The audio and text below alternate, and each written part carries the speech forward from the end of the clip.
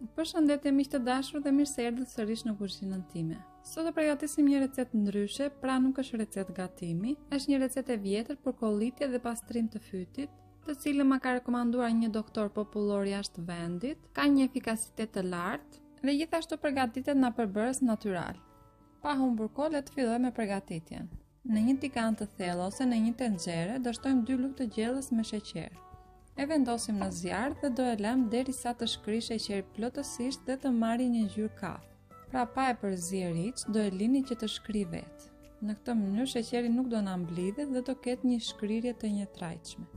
Siç e shikoni, sheqeri ka filluar po shkrijë.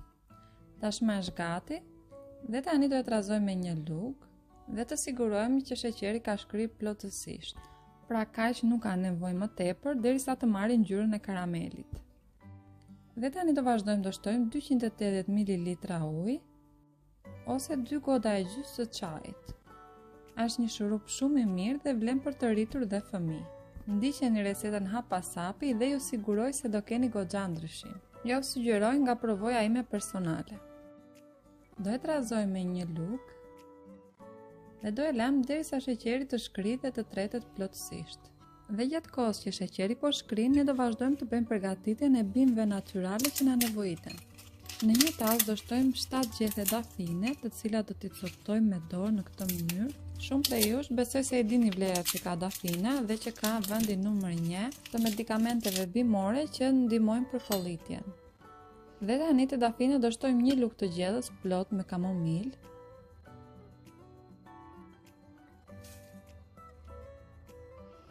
Gjithashtu 2 lugë të gjellës me sherebele.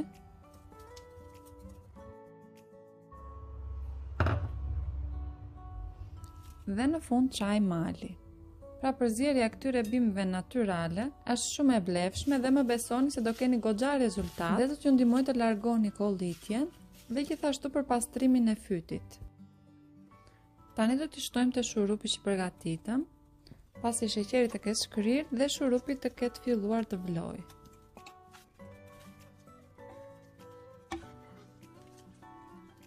Do i trazojmë mirë që bimët të lagen mirë me shurupin.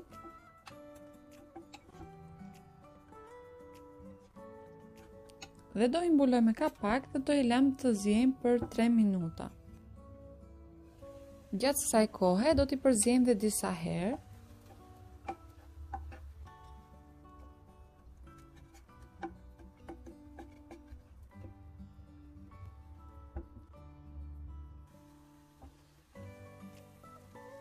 Pas 3 minuta shurupi është gati, ka zier dhe largojmë nga zjarri. Tani që shurupin e kemi larguar nga zjarri dhe është i nxehtë, do shtojmë një lugë të gjellës me mjalt. Mjalti do na ndihmojë shumë për zbutjen e fytit.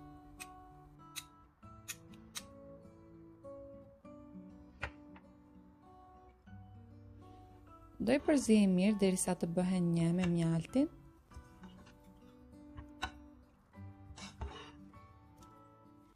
Dhe do e mbulojmë me kapak dhe do e lëmë të ftohet plotësisht. Dhe pasi është ftohur, do vazhdojmë ta kullojmë. Pra unë po e kulloj me një kulluese.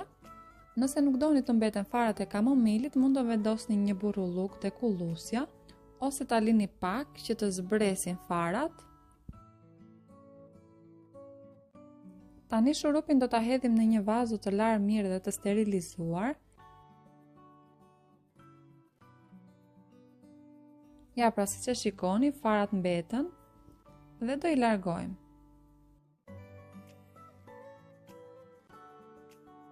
Shurupin e kemi gati, do e ruajmë në frigorifer.